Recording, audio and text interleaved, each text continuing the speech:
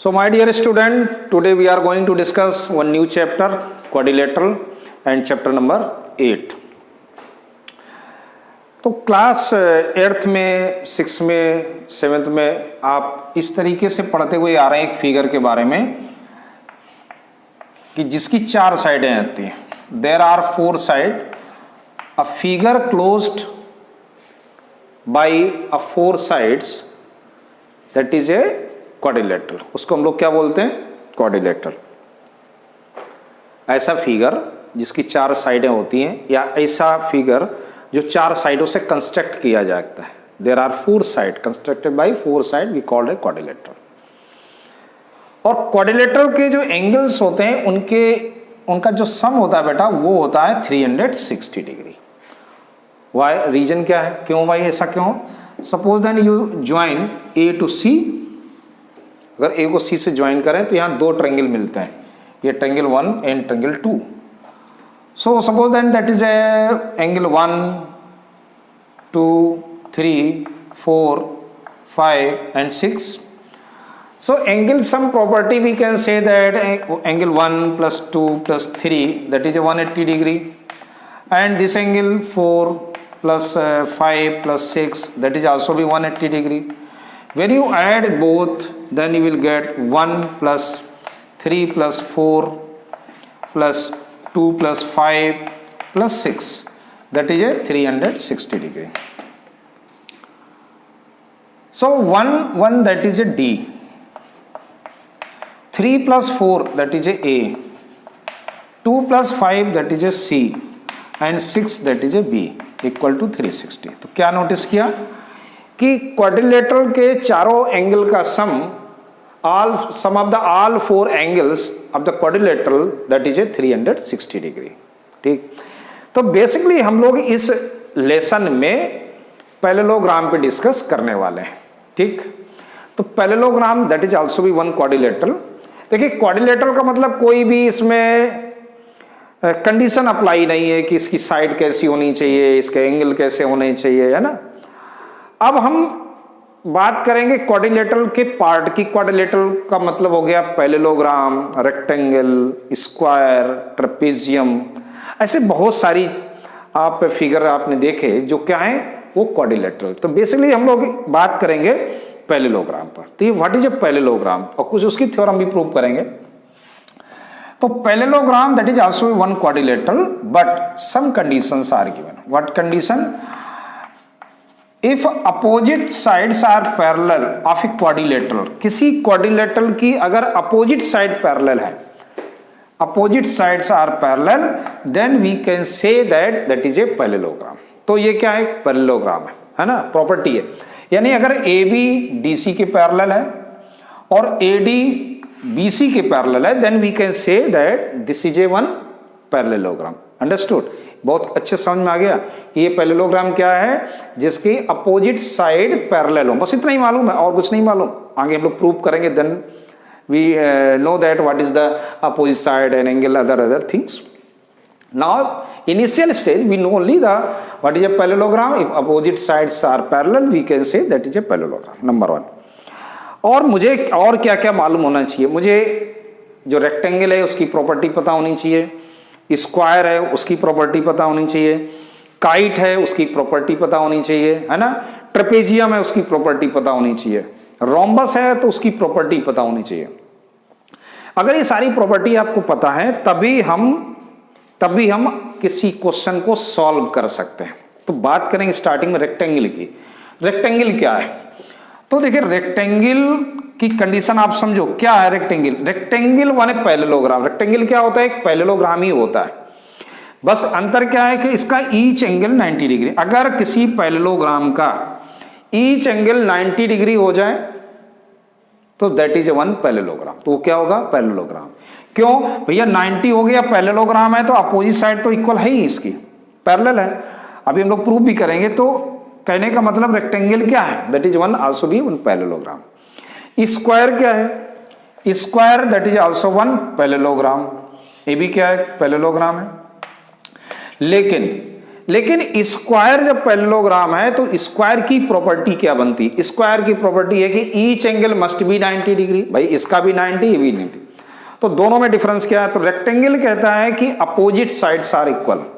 ठीक, इनकी opposite side क्या होती है? इक्वल होती है। अगर हम इसका नाम दे दें ए बी सी डी, तो बेटा ए बी डी सी के इक्वल होगा और ए डी बी सी के इक्वल होगा। ठीक, लेकिन जो स्क्वायर होता है उसकी चारों साइडें इक्वल होती हैं और ईच एंगल 90 डिग्री होता है। ईच एंगल 90 होना चाहिए और चारों साइडें इक्वल होनी चाहिए, तो वो स्क्वायर होगा। लेकिन रेक्टेंगल क्या है? जिसका अपोजिट साइड इक्वल है। तो स्क्वायर एक रेक्टेंगल हो सकता है? हाँ भाई, स्क्वायर एक रेक्टेंगल है, क्योंकि इसमें भी तो इसकी अपोजिट साइड क्या है? इक्वल है और ईच एंगल 90 है। It means square also be one rectangle. Understood? तो ये तो बात हो गई इसकी। अब बात करते हैं हम लोग रोम्बस की। ये रोम्बस क्या है? तो ये भी पैरेललोग्राम है भी। रोम्बस की आप थोड़ा सा सोचो जरा। रोम्बस को हिंदी में हम लोग बोलते हैं समचतुर्भुज, है ना?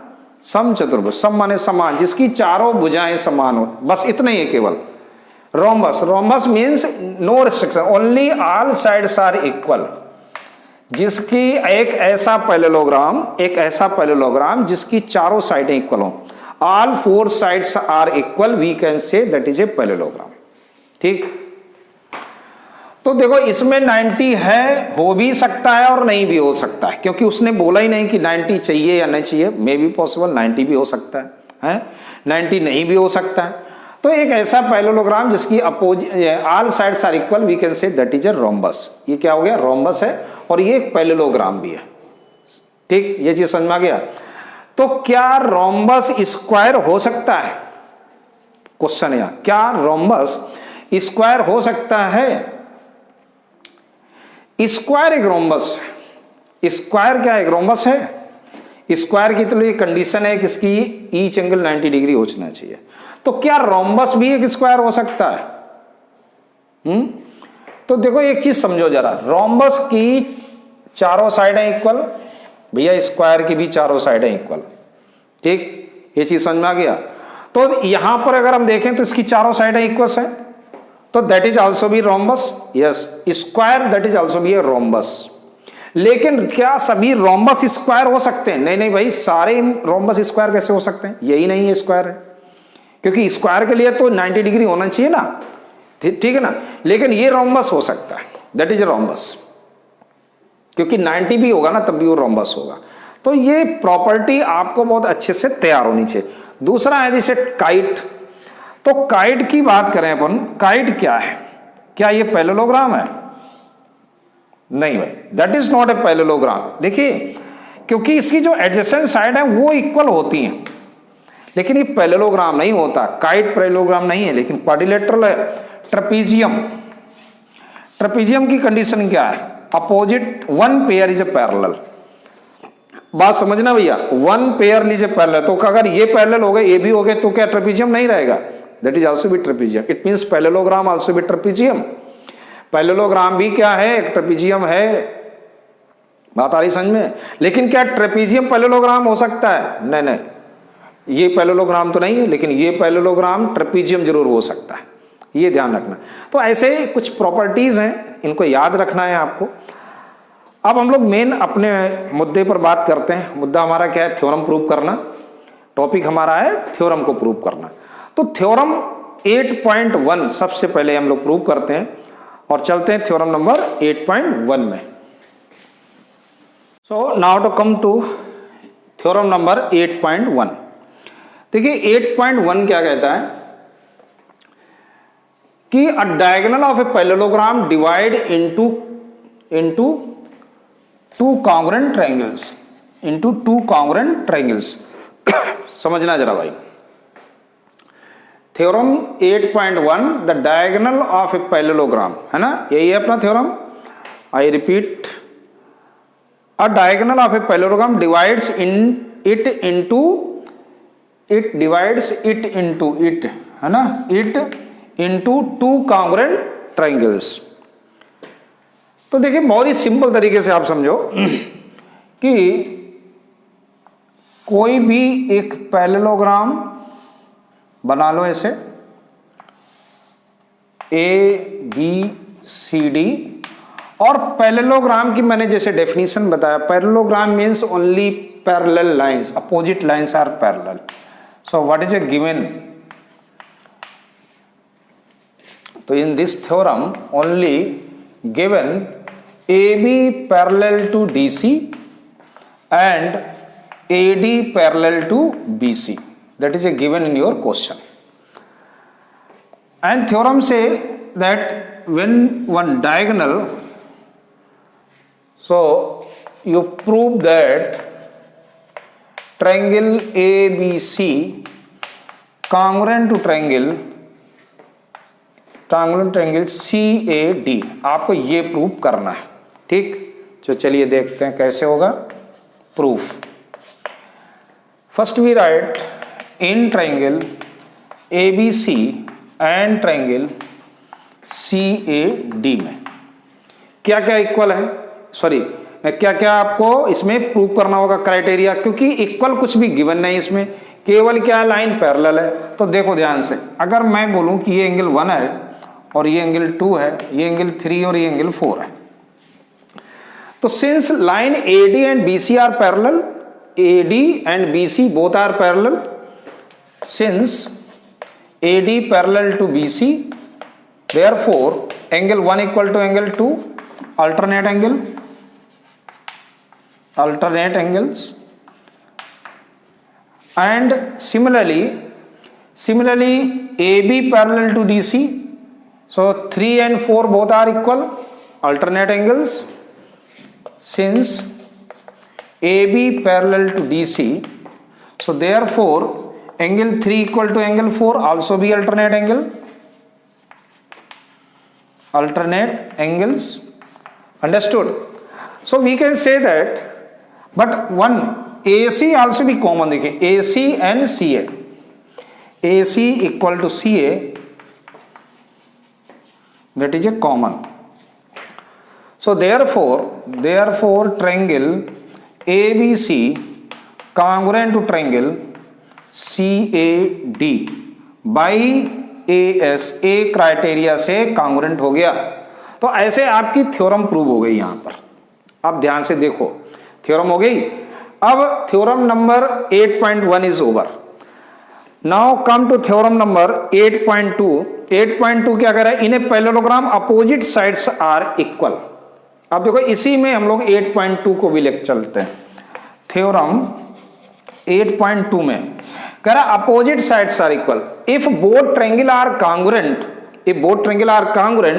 then we can say that AB equal to DC by CPCT। Same theorem देखिए 8.1 में आ रही है ना, उसी के आगे इसी के आगे बढ़ जाएगी आपकी theorem 8.2 continuous. And BC equal to AD, that is also be CPCT। तो ऐसे आ गई आपकी theorem number 8.2 is over, understood. And come to theorem number 8.3।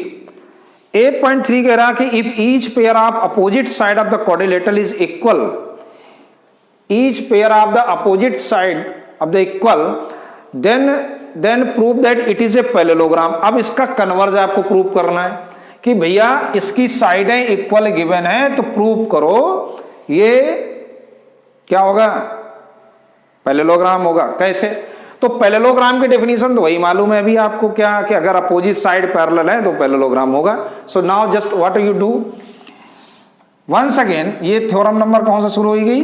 Theorem number 8.3। क्या कि अगर किसी भी क्वाड्रिलेटरल का अपोजिट साइड इक्वल हो जाए तो क्या वो पैरेललोग्राम होगा? Just we check. अभी देखो हम लोगों ने प्रूव किया कि भाई पैरेललोग्राम की अपोजिट साइड इक्वल होती, it mean that is a converse of 8.2। So now you see in triangle ABC and triangle CAD में क्या क्या इक्वल हो गया? भाई कह रहा अपोजिट साइड इक्वल, यानी AB DC के इक्वल है एंड BC किसके इक्वल है? AD के, and that is a given in your theorem. And AC equal to CA, that is a common, ये कॉमन है। तो अगर ये कॉमन है और ये, तो मुझे क्या मिल गया, 3 चीजें मिल गई ना, 3 item. So therefore triangle ABC congruent to triangle CAD by SSS property. If they are congruent, then we can say that angle 1 equal to angle 2. angle 1 किसके इक्वल होगा, angle 2 के, and angle 3 equal to angle 4. angle 3 equal to 4. So these are alternate angles.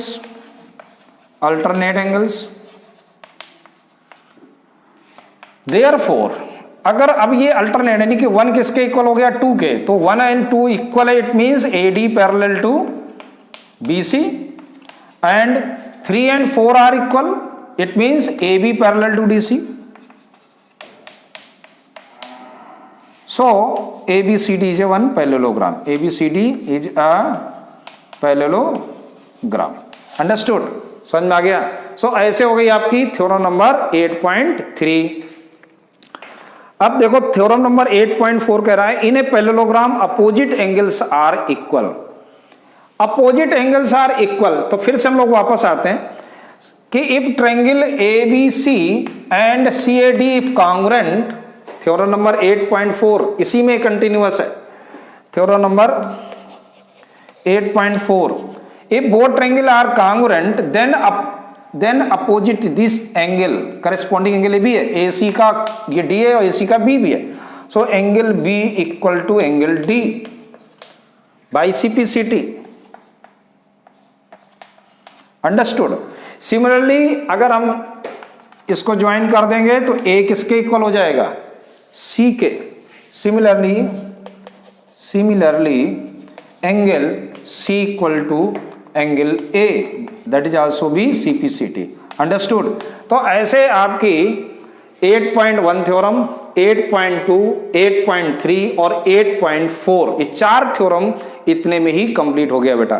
ठीक, अब हम लोग चलते हैं next theorem पे.